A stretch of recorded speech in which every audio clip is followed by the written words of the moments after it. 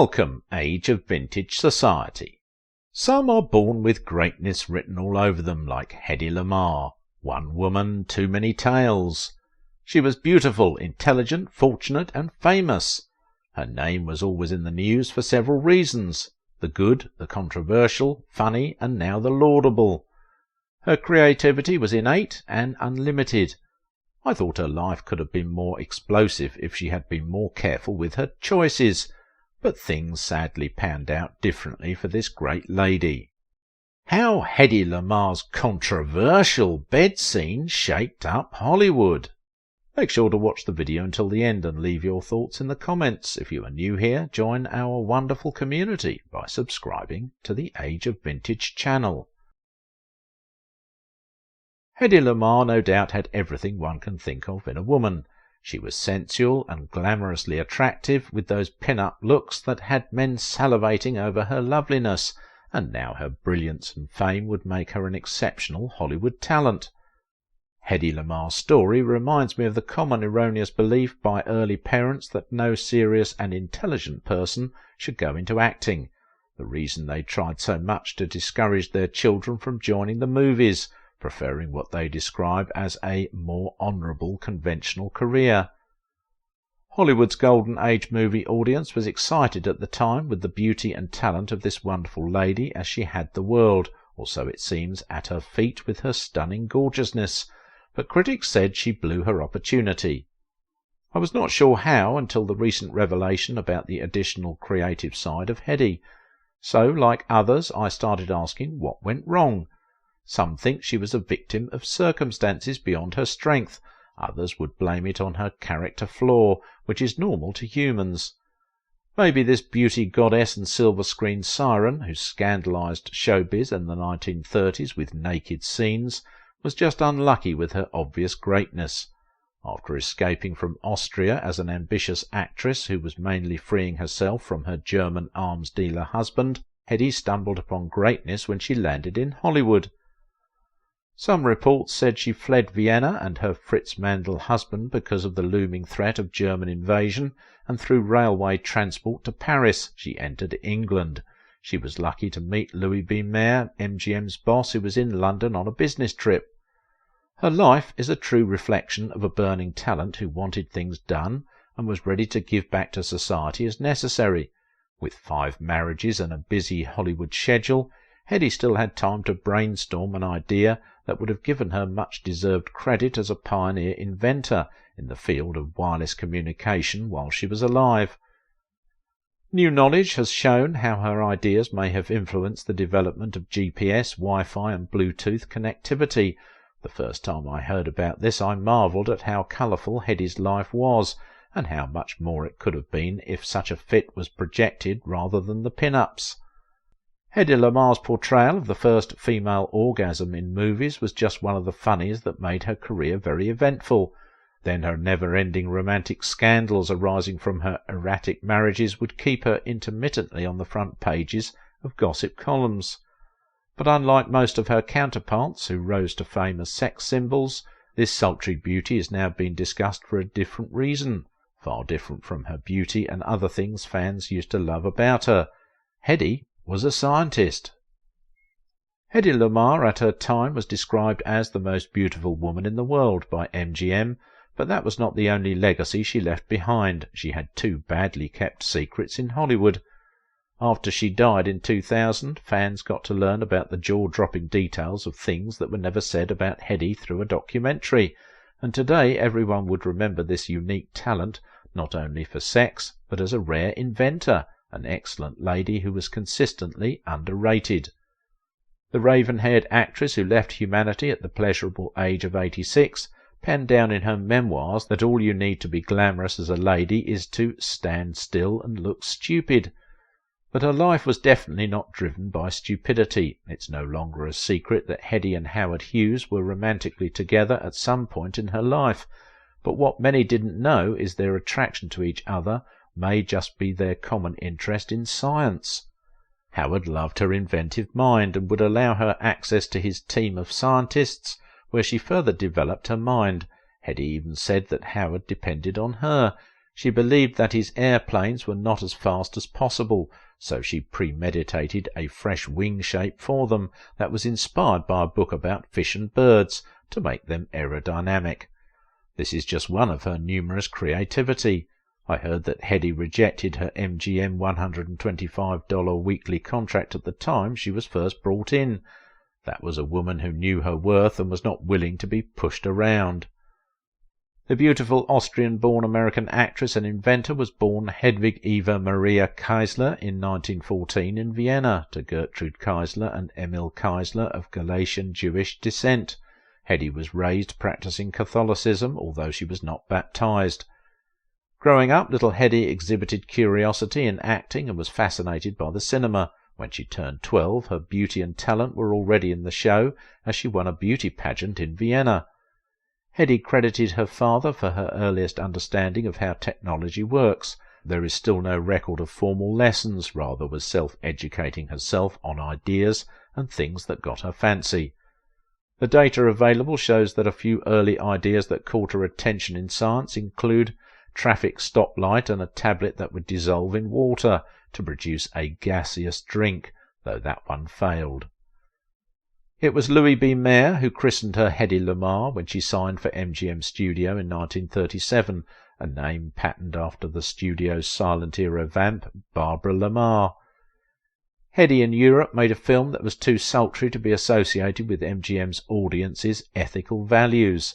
The film, known as Ecstasy in 1933, saw her starring as a frustrated bride who finds pleasure in a romantic affair with a young lad.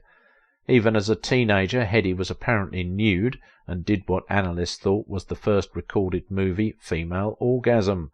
Lamarr would later accuse the director of instigating her emotion in the love scene by shouting instructions and stabbing her with a safety pin. But the movie went viral because the effect was highly expressive and heavily figurative with remarkable intensity. It got banned in the US but still shown illegally in cinemas for years. And so it affected her image because regardless of how many hits she did at MGM with the studio's efforts, Hedy was regularly identified as the Ecstasy Girl. While she grappled with her international movie fame as a Hollywood star, Hedy was curiously working on her ideas privately and doing what she loved so much, invention. Every contribution she made to science, as used in Bombshell, tells us more about a lady whose noble talent was overshadowed by her restless and glamorous Hollywood career. "I don't have to work on ideas," she had said, "because it comes naturally, a mark of creativity, I must say." Hedy's most remarkable scientific success was developed for the US Marines as the Second World War raged, but traces of that technology is today used in the modern wireless communication system. Hedy's secret communication system adopted frequency hopping to direct radio-controlled submerged missiles in a way that was untraceable by the opponent. While this is today known as her brainchild, few people thought that she might have seen a sketch of a related idea while with her first husband, Fritz Mandel.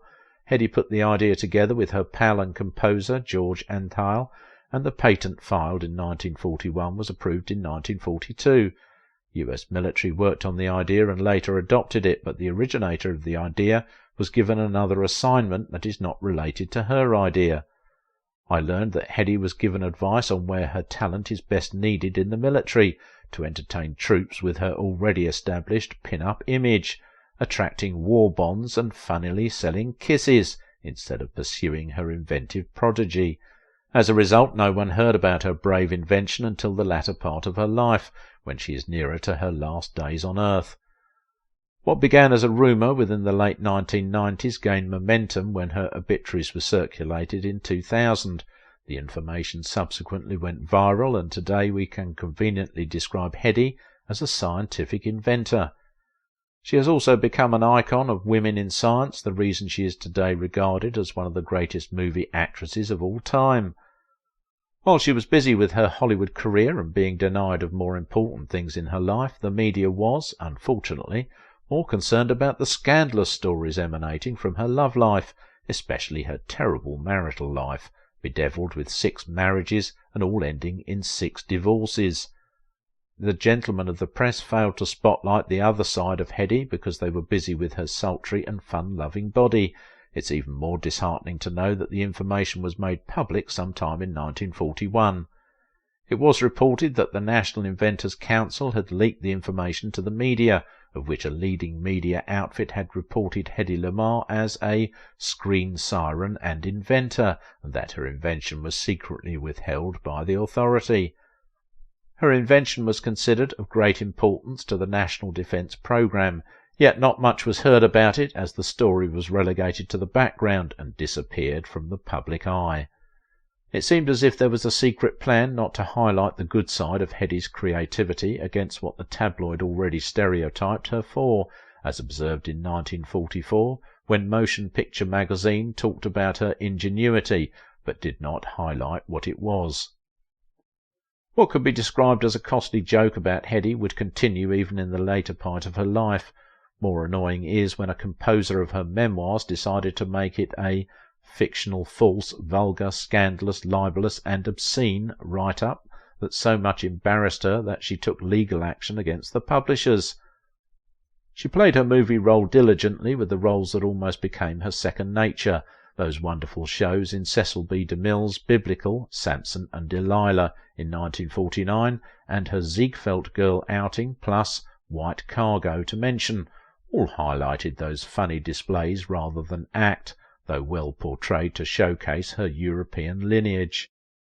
Would it be right to say that she was lost in those glamorous displays of follies and the pleasure that accrued therein from the thousands of males' scrutiny that she forgot her nature-given brilliancy?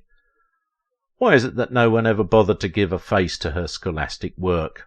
I'm not sure about this, but it seems that aspect contradicted what MGM's publicity narrative was offering, and was not in tandem with the prevailing motion picture world that was driven by immediate commercial profit. The way she was portrayed and the refusal to highlight her creativity while she was still active was an injustice. If only she was cast in a more brilliant film role that would have given a hint of the brains residing inside the loveliness. That never happened, unfortunately, until the bombshell, the Hedy Lamarr story. The narrative could not be entirely blamed on the media or the likes, because Hedy herself was always in the news for the wrong reason, not when none of her 6 marriages exceeded 6 years, not as if she maximises what she would take home from her divorce settlements. Sadly, with numerous affairs to her credit, it does not look as if she was satisfied with what she got out of her love life. Around the mid-1960s, Hedy went through severe hardship, was not able to offset her bills, and was not sure where the next meal would come from. That ghost-written memoir, Ecstasy and Me, published in 1966, was a frantic attempt to raise money, but she ended up with a horrified version. Was it that bad that she got arrested for shoplifting that same year? Reflecting on what may have befallen her marital life, Hedy would lay the blame on her look when she told fans that her face has been the source of her romantic misfortune. "It has attracted all the wrong people into my boudoir. My face is a mask I can't remove," she was quoted. Critics agree with her because being so beautiful may have exposed her to Hollywood predators, and to make it worse, she was a shy personality which made her lonely in the US and became easy prey. All those who knew and interacted with Hedy are in agreement that she is a very private person, so acting may have not been a good choice of career for her, though it only helped her to be more expressive than she ordinarily was. Sometime in 1951, Hedy hinted at her intention to retire from the movie industry, and gossip columnist Luella Parsons made a media report about that. Hedy, while confirming that she was planning to retire, said that her reason for doing that is so she can enjoy the privilege of a private life. As for her marriage, she was still hoping to find the man she would love, which she noted was a normal desire of any woman. "When I find the man I love to be my husband and father of my children," she would marry and settle down. Before this time, there has been several accounts of Hedy dangerously nearing a nervous breakdown for some time, and that she was still far from recovering from that. The possible cause of her issue is things in her past, especially the material things of her life. Hedy's marriage to Gene Markey saw her adopting a child. When that union ended years later, their adopted son soon discovered that he was the love child of Hedy's affair with actor John Loder, the man who became her third husband.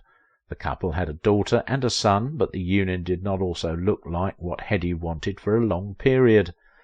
Her fourth marriage to nightclub owner Ernest Stauffer was very brief, ending months later.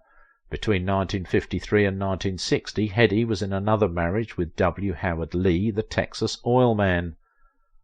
When that one ended, Hedy made her final marital try in 1963, when she married Louis J. Boys, but when that marriage failed like others, Hedy gave up on the marital institution and remained single for the remaining 35 years of her life. Men loved beautiful and smart women, especially Howard Hughes. Was Terry Moore's marriage to Howard Hughes a scam? Let's find out from this video.